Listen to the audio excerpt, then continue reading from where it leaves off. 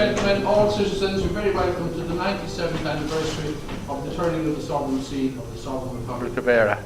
This is where Dáil Éireann was ratified by the will of all the citizens in the 1918 32 county election, and in the round room by the Sovereign Republican Dáil Éireann government. It has never changed, and we have 5 governments now in the Sovereign Republic of Éire. We have the British government claiming Northern Ireland. We have the 6th county government in Stormont. We have the provisional Sinn Féin provisional government imposed by King George V on the 6th of December 1921 in Leinster House. I don't see any of them here. And we have the European government, and we have the sovereign government that was established here 97 years ago. Those 4 governments do not recognise the sovereign government, and I think it's very sad. That's our tricolour flag. It was ratified here with the green nearest to the pole. There are sovereign seals which you see, and you know, that's what those volunteers, we're talking about here 100 years in 2016, that's what those volunteers, they carried 8 strings IV on their buttons. And I think there's an absolute scandal that the provincial government or any of those governments don't recognise today.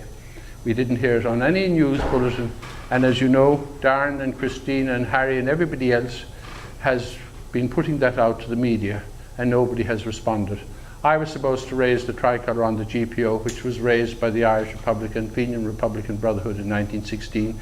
That's our tricolour flag. And last evening I was told, no, you can't go up there. Health and safety, any other reason. And I said, well, if that's the case, then do not put up that tricolour today. That's our tricolour. That's treason. And I said, you will be indicted for treason if you do it, in conjunction with the proclamation and the sovereign constitution. Under those, and if you read that, you can see why. But it's sad to think that those volunteers gave their lives, you know, and I think it's so important that we have a sovereign government that they achieved, because when David Cameron has decided to pull out of the European Union, the biggest crisis that has ever will happen to this country, a provisional government cannot sit at the table in the European Parliament. It has to be a sovereign government. We have a sovereign government, and you think that those governments would all recognise today, but they don't. And I don't know where we're going to be. We're lucky to have that sovereign government, and we're lucky to have everything we have, and everything should be at play for the welfare. And the first item always is the right and welfare of the sovereign citizens. And I would like to thank Lord Mayor Cliona Ní Dálaigh for inviting us here this year. And I would like to ask her to light the candle for all the members who gave their lives for us. It's a beautiful candle if you see it, the proclamation. And to read the proclamation, please.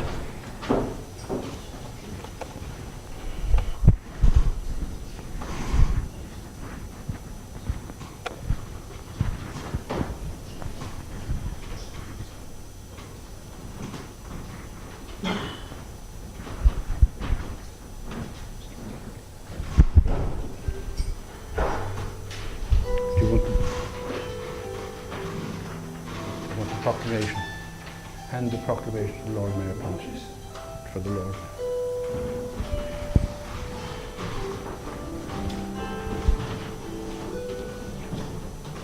Dublin Ireland, Divisional Government of the Irish Republic to the people of Ireland. Irish men and Irish women, in the name of God and of the dead generations from which she receives her old tradition of nationhood, Ireland, through us, summons her children to her flag and strikes for her freedom.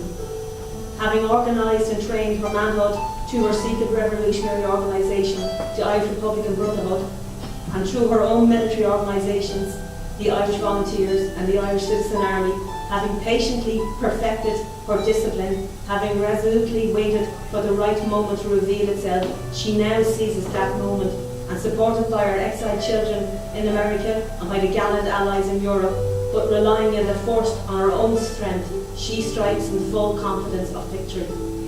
We declare the right of the people of Ireland to the ownership of Ireland, and to the unfettered control of Irish destinies to be sovereign and indivisible. The long usurpation of that right by a foreign people and government has not extinguished that right, nor can it ever be extinguished except by the destruction of the Irish people. In every generation, the Irish people have asserted their right to national freedom and sovereignty. 6 times during the past 300 years, they've asserted it in arms, standing on that fundamental right and again asserting it in arms in the face of, and we pledge our lives and the lives of our comrades in arms to the cause of its freedom, of its welfare and its exaltation among the nations. The Irish Republic is entitled to and hereby claims the allegiance of every Irish man and Irish woman. The Republic guarantees religious and civil liberty, equal rights and equal opportunities to all its citizens, and declares its resolve to pursue the happiness and prosperity of the whole nation and of all its parts, cherishing all the children of the nation equally, and oblivious of the differences carefully fostered by an alien government which have divided a minority from the majority in the past. Until our arms have brought the opportune moment by the establishment of a permanent national government, representative of the whole people of Ireland and elected by the suffrages of all our men and women, the provisional government hereby constituted will administer the civil and military affairs of the Republic in trust for the people. We place the cause of the Irish Republic under the protection of the Most High God, whose blessing we evoke upon our arms, and we pray that no one who serves that cause will dishonour it by cowardice, inhumanity or rapine. In this supreme hour, the Irish nation must, by its valour and discipline, and by the readiness of its children to sacrifice himself for the common good, prove itself worthy of the august destiny to which it is called. Signed, Tomás J. Clark, Sean McDermott, Padraig Pearse, James Connolly, Tomás McDonagh, Eamon Kent and Joseph Plunkett. Thank you very much.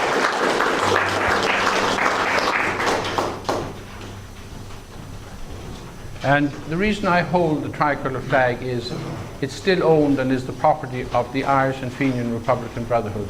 And as you know, when Thomas Francis Meagher brought the tricolour here, the orange was on the other side. And he was, the Fenians were around, and so were the Young Irelanders. But he became on the 18th of, or the 17th of March, 1858. James Stephens and John O'Mahony founded the Irish and Fenian Republican Brotherhood. James Stephens in Lombard Street here, and John O'Mahony in Doheny's in New York. And that's the reason why we celebrate St. Patrick's Day, and you see all these tricolour flags. And yet if you ask anybody about it, they don't know anything about it. We have to know about our sovereignty, and every child must know what's on their passport, their title deeds, because you'll be considered a terrorist if you go into another country without knowing that information.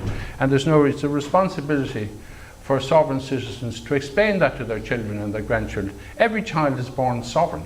And the first 4 strings are earth, air, fire and water, man's intellect and reason and his 5 senses. I'll be showing that to you in a moment.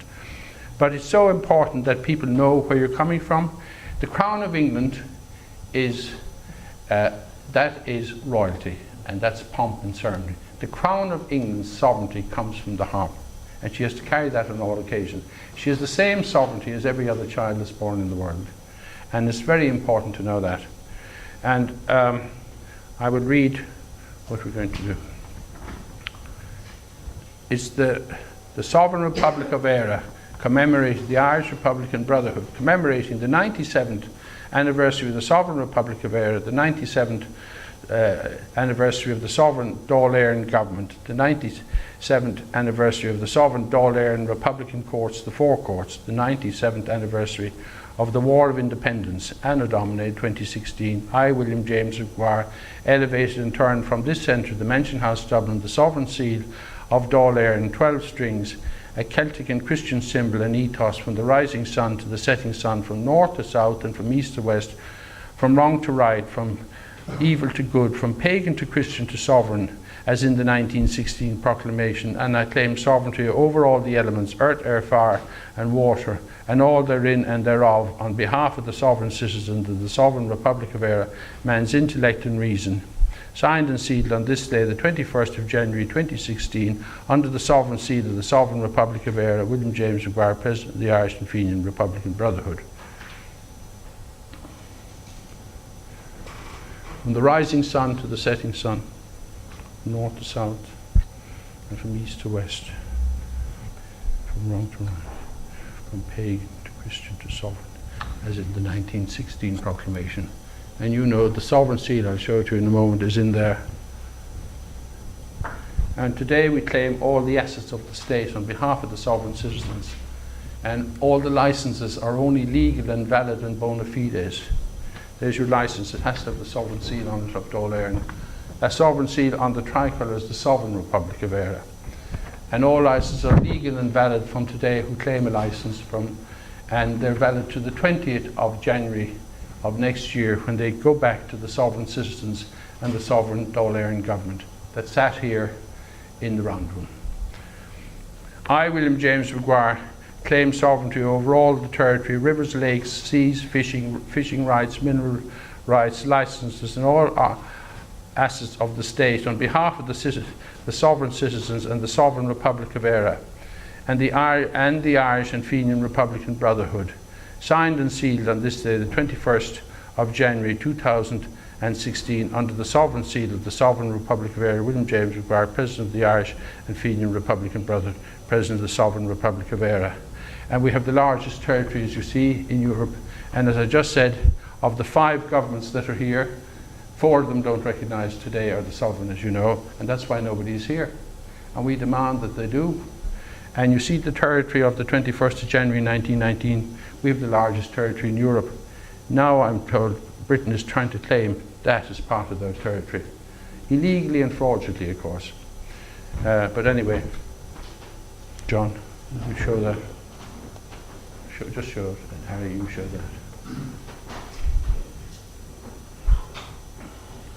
Harry, you show that. Round.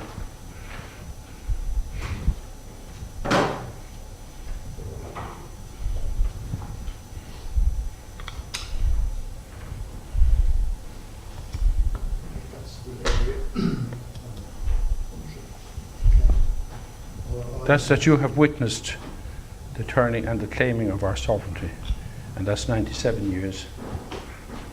2 years' time, we'll be celebrating the 100th anniversary. It is wonderful what those you talk about, but we don't understand 1916 if you don't go back to 1912, when Sir Edward Carson founded the Ulster Volunteers, and Lord Rothschild gave 100,000, Rupert Kipling gave 100,000, and Rupert Kipling gave 50,000, and Guinnesses gave 100,000, 250,000 to buy the top-class German guns. And as a consequence of that, the intelligence officers of the Irish Republican Brotherhood reported to the executive of the Supreme Council what had happened. And they founded the Irish Volunteers and Citizens' Army as a defence force. And that was in 1913. And in 1914, the UVF Army declared war on Britain and Ireland if Home Rule was imposed by the British government. And as a consequence, the British government capitulated to the UVF Army.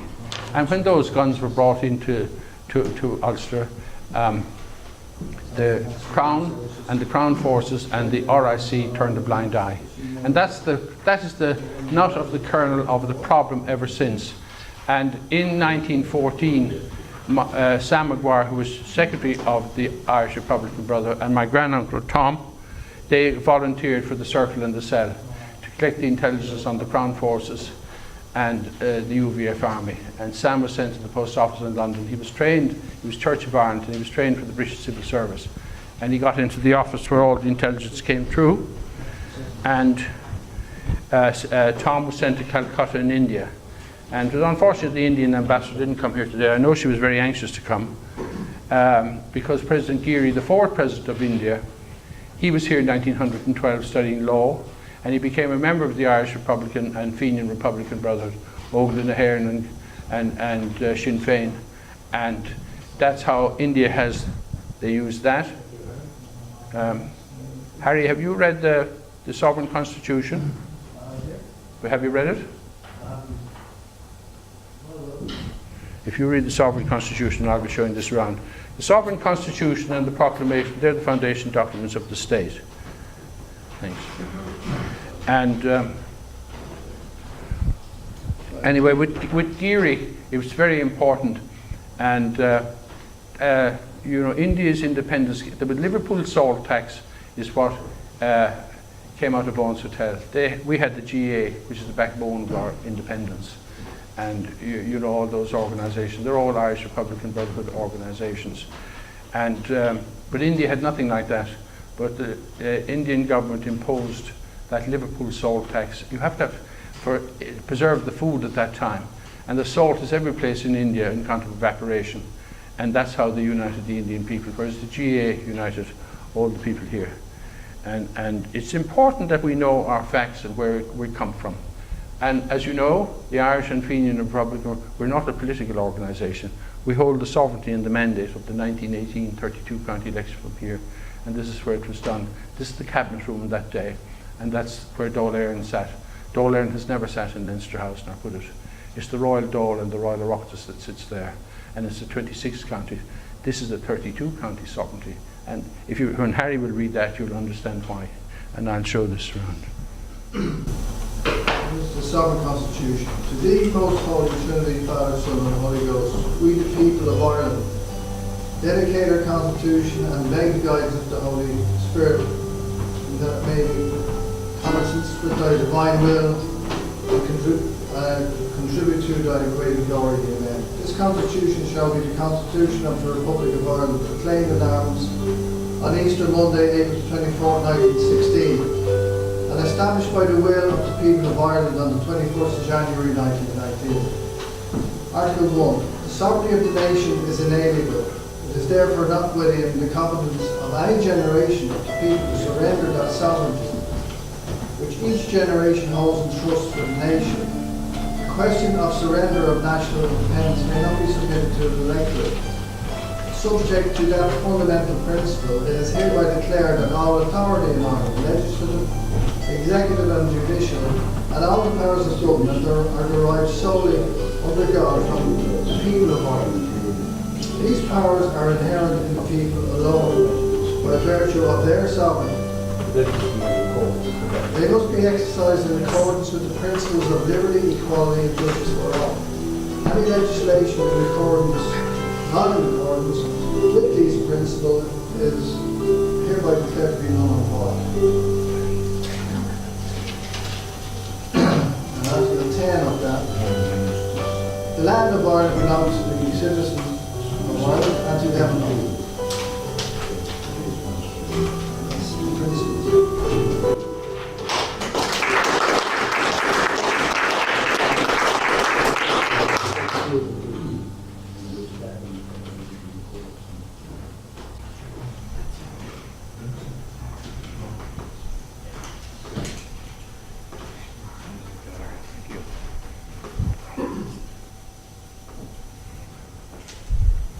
There were 32 of those, that's the Owens Hotel one, that's the left.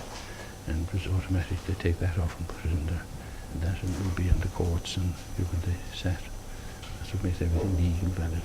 Also the Crown of England, that's the sovereignty.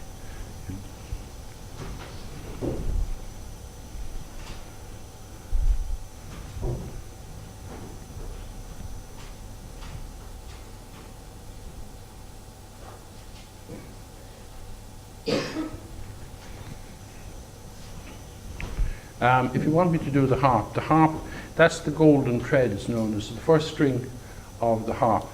The 4 strings is the first computer known to mankind. It is the greatest gift from God to mankind because all our civilization comes from that. You know, the harp is the covenant between God and man with all the information for his planet Earth and our civilization. The sovereign seal, the Book of Psalms is the Psalter. And it's Celtic Christianity, because in Celtic Christianity every child was born sovereign and had a right to the first 4 strings. And that's, you know, your plumb line, your straight edge. You know, there's the sunship carrying the sun in that direction. That's the arc of the sky for measuring the circumference of the sun, the moon, planet Earth. So it goes west, but it always comes up in the east.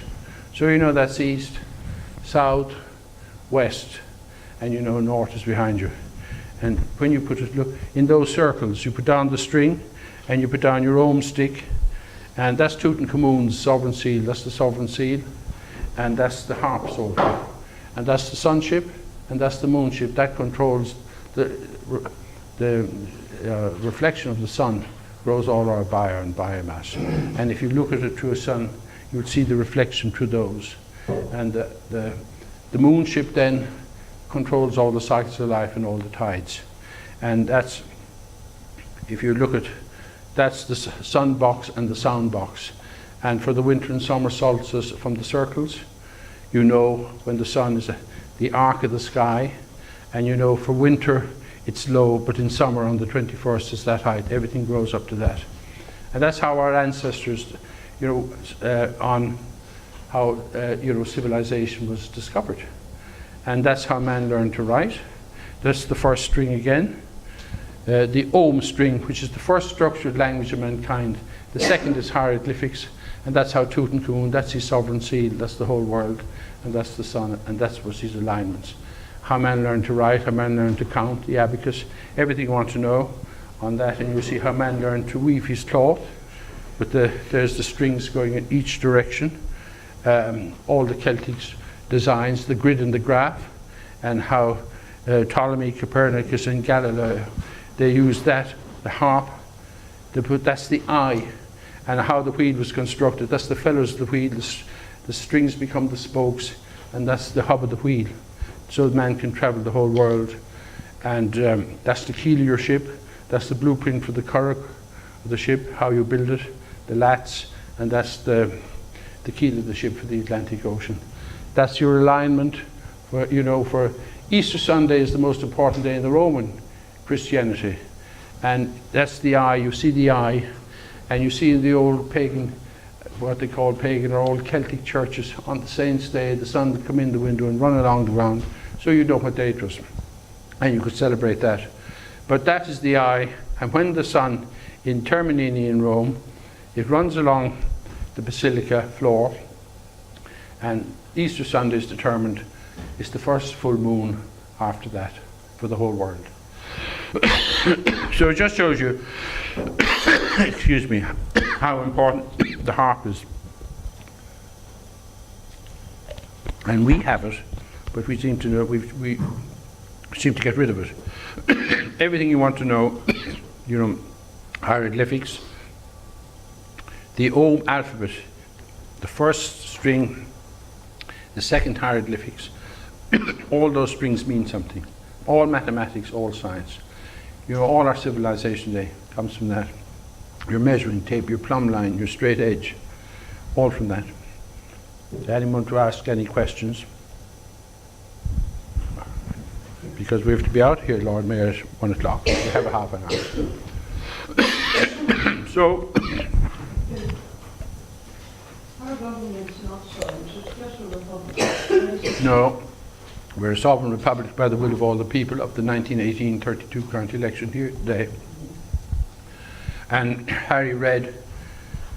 Yeah, I'm talking about our existing government. It's a provisional government since the 6th of December 1921, when King George V usurped the sovereignty of the sovereign. He declared Dáil Éireann in 1919 to be an illegal assembly, and he usurped the sovereignty and he annexed the 6 counties for himself and the British government, and he imposed a British apartheid system here for the 26 and 6 counties of Ireland as an Orange Free State and a provisional government. But that's not legal, valid or bona fides, because the mandate we have is the 32 county election of 1918. A provisional government cannot sit at the table in Europe, and that's why General de Gaulle wouldn't allow us. We had to have a sovereign government, and the government here, the provisional government here, has been very foolish not to recognise today as a sovereign government, because what's going to happen when David Cameron decides to have a vote for Britain to pull out? We can sit in, or we have the choice of sitting in, or we have the choice of sitting out with going out again with David Cameron, but we have that choice, and we need every occasion we have. I said the first is the right and welfare of the sovereign citizens. That's what's important, and everybody is a sovereign citizen here, whereas in England they're only all subjects to the crown. And that's that you owned the land of Ireland belongs to you, and that's why I say, if somebody has trouble with a house, that the bank or somebody is putting mortgages on their house, and it comes to the end of it where the court says, the bank is going to take your house. Well, if they must take the house, let them take it brick by brick, but the land is yours, and you can put You can build another house on it if you like, or put something, whatever you like on it, but that's yours.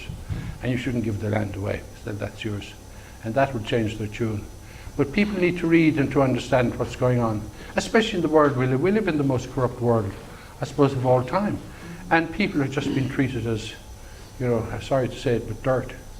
But if you have knowledge, and you go into court, as we do in the Sovereign Constitution now with people, and ask the court clerk, that you want that, as is your right here today, because I read out about the 4 courts, and they have, we have, I said, 5 governments and 5 constitutions. We've only one sovereign government, we've only one sovereign constitution, and that's the first one by the will of all the people. And even the courts recognise that today, that people are sovereign here, because that's where it's read out. Harry read it out there for you. But everyone should familiarise themselves with that.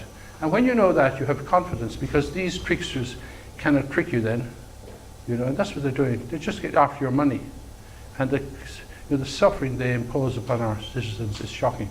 But what a wonderful country. All that we're asking is to have that government that was established here 97 years ago, which is our right, to be recognised by those 4 governments that won't recognise it, and by the European Union, which won't recognise it, because they're not asked to recognise it. If people ask them, look, we only recognise the sovereign government by the will of all the citizens.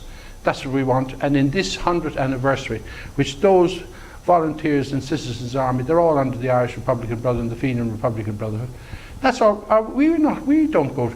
The Irish Republican Brotherhood abhor war, violence, corruption, maladministration, propaganda, lies and deception. We only want the welfare of our citizens. Every child is born sovereign. And we want proper education, proper health care, proper housing, and have a wonderful life, a celebration of what God gave us. And He bestowed on mankind the harp, which is the covenant. The harp is harmony. And every civilization that's ever come out of it. In 1155, Pope Adrian IV, he gave it to Henry II to build his empire. And it caused the 100 Years' War. And in the end, Fleur-de-Lis, the France had it taken down. But it's still up in the Crown of England. She depends, I said, the crown is royalty, which is all pomp and ceremony and going to war and everything else. But the harp is sovereignty. Oh, you do mathematics, science, astrology. And the University of Limerick is an Irish Republican Brotherhood university. And it was founded by the Irish Republican Brotherhood as a technological university in 1950. There was nobody thinking of computers in that in 1950. But they were. And if you see how you know the difference between the sovereign seal and the harp, and Ernest Blythe and Bulmer Hobson and put the 14 strings on the money. And if you take a coin out of your pocket, good, I have one, there's 14 strings in that, all the symbols are there on that. Every child should know how to do that. Put it up to the mirror, and you see the harp of the psaltery. There you are, I showed you there on the Sovereign Trinity. It's there in those posters. And there's no other country that has anything like that. Turn it upside down, look at the crescent moon, look at the keel of the ship for the Atlantic Ocean, the sun ship, the moon ship that grows all our food, controls all the cycles of life. The first telescope, Copernicus, and they tied the first string to that and they turned it. And it went in a circle right around, and they knew the world was circular and flat. And it was only when you had latitude and longitude. All geometry comes from that. And every child should know. I mean, you're not asking them to go backwards. You're only asking them to understand something. Every child can understand that, because your whole being is dependent on that. And I showed you the coins and that. Every child has them.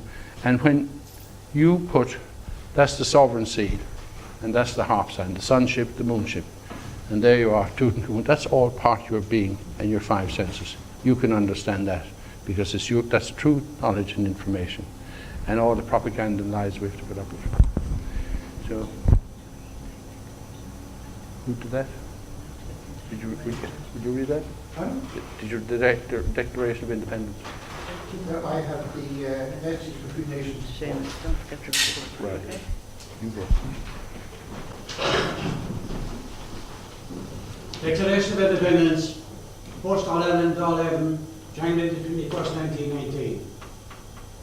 whereas the Irish people is by right a free people, and whereas for 700 years the Irish people has never ceased to repudiate and has repeatedly protested in arms against foreign usurpation, and whereas English rule in this country is and always has been based upon force and fraud and maintained by military occupation against the declared will of the people, and whereas the Irish Republic was proclaimed in Dublin on Easter Monday 1916 by the Irish Republican Army, acting on behalf of the Irish people, and whereas the Irish people is resolved to secure and maintain its complete independence in order to promote the common weal, to establish justice, to provide for future defence, to ensure peace at home and goodwill with all nations, and to constitute a national polity based upon the people's will, with equal rights and equal opportunities for every citizen. And whereas at the threshold of a new era in history, the Irish electorate has in the general election of December 1918 seized the first opportunity to declare by an overwhelming majority its firm allegiance to the Irish Republic.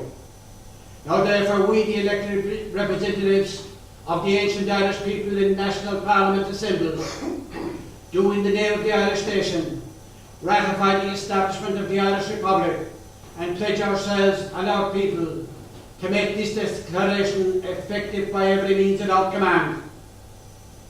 We ordain that the elected representatives of the Irish people alone have power to make laws binding on the people of Ireland, and that the Irish Parliament is the only Parliament to which that people will give its allegiance.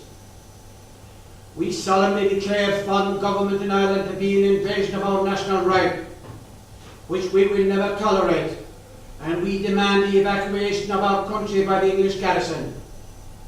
We claim for our national independence the recognition and support of every free nation in the world, and we proclaim that independence to be a condition precedent to international peace hereafter.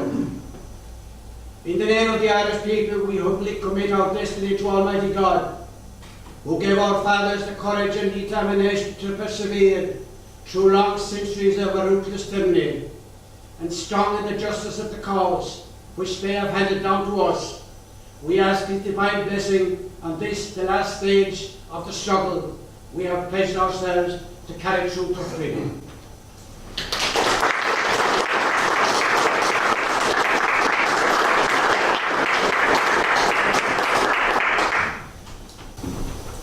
Well, I'm Winton Naharan, people of Ireland. Before I read this message to the free nations of the world, I think remember that this is a document that arose out of the free will of the people of the entire 32 counties. And it's more relevant today than it was in 1919 when it was declared at this very room and in the round room at 2 o'clock to the General Assembly. And you see how Ireland now, through the 26 county government, have neglected our sovereignty, have gone in with world powers, dropping neutrality completely, when Shannon Airport is now a hub of world imperialism and being used against people that we were supporting in 1919, whether they came from the Far East, the Middle East, any part of the world. So this document to the people of the world, I believe today, is more relevant, and that whoever is masquerading as governments in Ireland now today should take into account this. Message to the free nations of the world. To the nations of the world, greetings. The nation of Ireland, having proclaimed her national independence, calls through her elected representatives in Parliament hereby assembled in the Irish capital on January the 21st, 1919, we call upon every free nation to support the Irish Republic by recognising Ireland's national status and her right to its vindication at the Peace Congress. Nationally, the race, the language, the customs and traditions of Ireland are radically distinct from the English. Ireland is one of the most ancient nations in Europe, and she has preserved her national integrity, vigorous and intact, through 7 centuries of foreign oppression. She has never relinquished her national rights, and throughout the long era of English usurpation, she has in every generation defiantly proclaimed her inalienable right of nationhood down to our last glorious resort to arms in 1916. Internationally, Ireland is the gateway of the Atlantic. Ireland is the last outpost of Europe towards the west. Ireland is the point upon which great trade routes between the east and the west converge. For independence is demanded by the freedom of the seas. For great harbours must be open to all nations instead of being the monopoly of England. Today these harbours are empty and idle solely because English policy is determined to retain Ireland as a barren bulwark for English aggrandizement. And the unique geographical position of this island, far from being a benefit and safeguard to Europe and America, is subjected to the purpose of England's policy of world domination. Ireland today reasserts her historic nationhood the more confidently before the new world emerging from the war, because she believes in freedom and justice as the fundamental principles of all international law, because she believes in the frank cooperation between the peoples for equal rights against the vested privileges of ancient tyrannies, because the permanent peace of Europe can never be secured by perpetuating military domination for the profit of empires, but only by establishing the control of government in every land upon the basis of the free will of a free people, and the extinguishing the state of war between Ireland and England can never be ended until Ireland is definitely evacuated by the armed forces of England.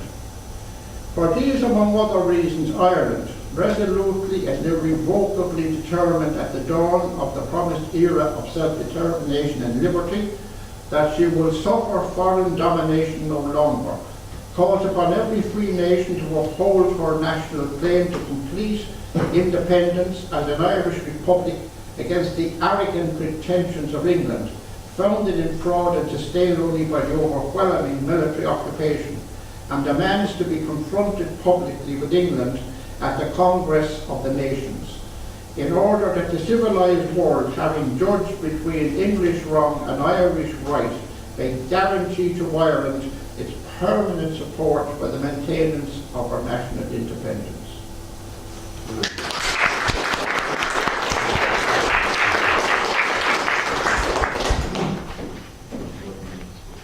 I have to leave. Thank you very much. Thank you very much. I wish you the very best of luck today, okay? It was an absolute pleasure. Thank you all very much. I'm very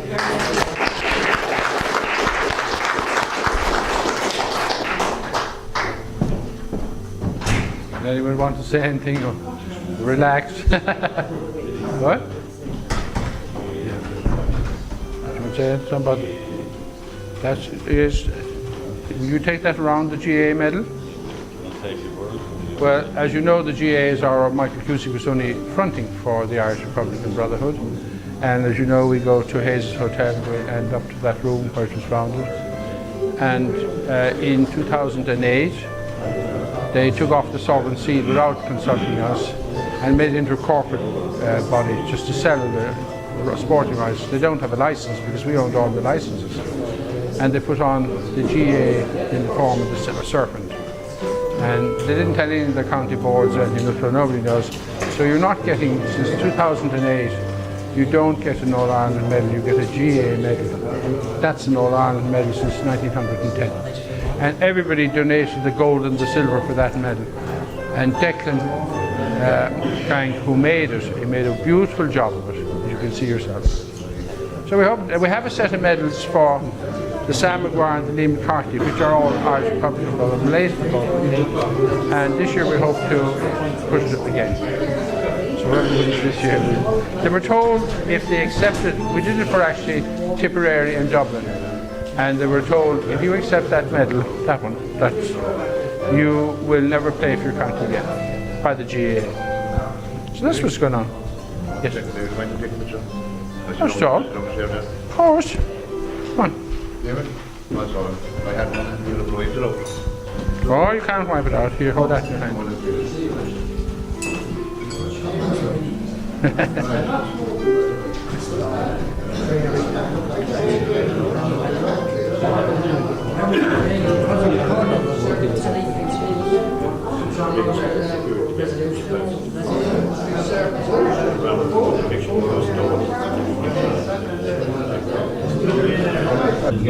Folks, can we squeeze in because it's just too late? And people sort of, taller people at the back. Yeah.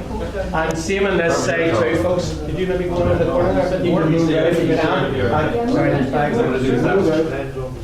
Okay, pardon, we're not getting you. If you want to prevent us from it, so just get down the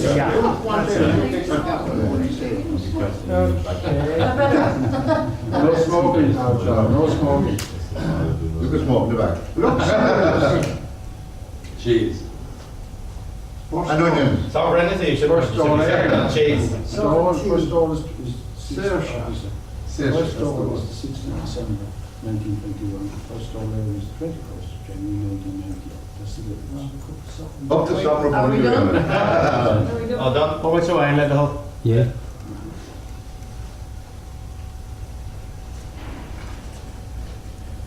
You have to send it up to next house now. Oh, isn't it all about all those politicians who beat on the door to get in? Yes, the queues. They're all- 1919. Church, the road we have to